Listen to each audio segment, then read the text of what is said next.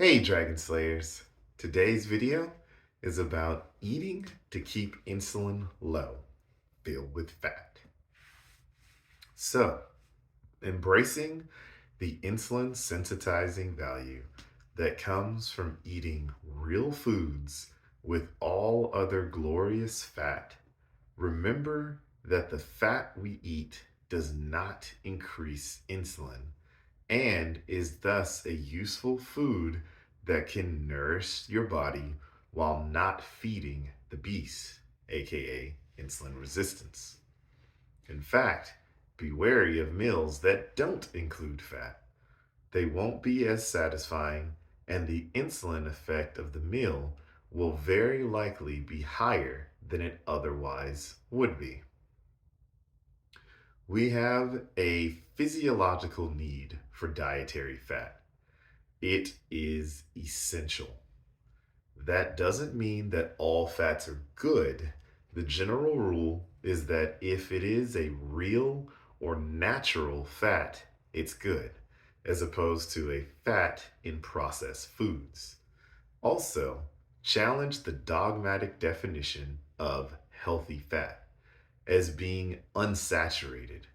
The more unsaturated fat, the more readily the fat can be oxidized and thus harmful, and likely to contain unwanted chemicals from being highly processed.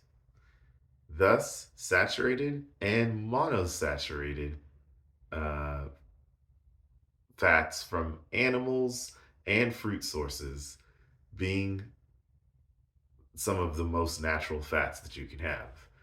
Examples are coconut, olive, or avocado oils are ideal, and polyunsaturated fats, such as soybean oil, should be avoided at all costs.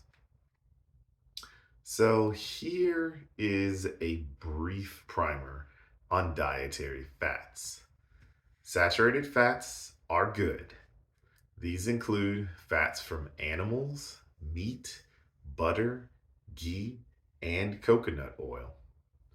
Monounsaturated fats are good.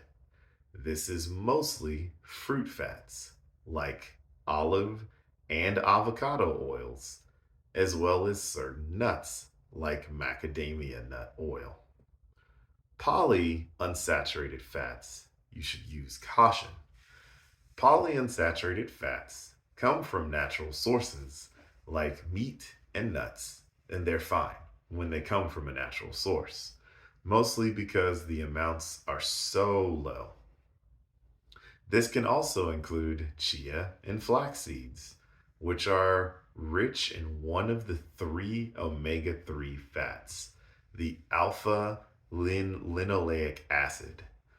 Processed seed oils like soybean oil and corn oil, etc., as well as processed foods that contain them, have hundreds or thousands of times more polyunsaturated omega 6 fats, making them best to be avoided. Another important point about fats and oils is when you eat them in the context of cooking. The more saturated the fat, the more heat it can withstand. The less saturated the fat, and so as in mono and polyunsaturated, the less heat it can withstand.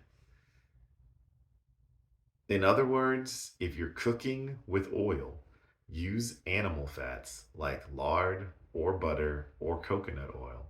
If you're using fats as oils, as a dressing, the monounsaturated fats are ideal because they're liquid at room temperature, including olive and avocado oil.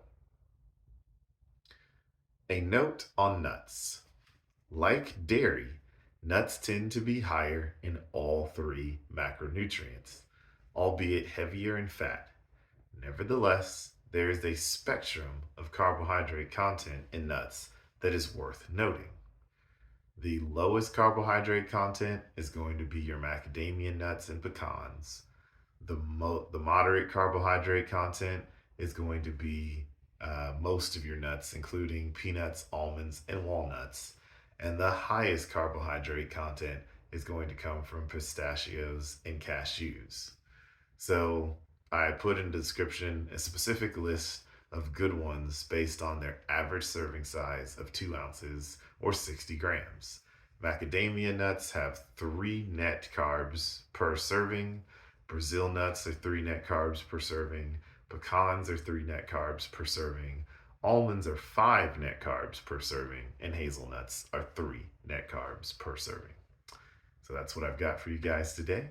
Don't forget to like and subscribe because it really helps the channel out. And remember, guys, that together, you and I will slay the dreaded diabetes dragon.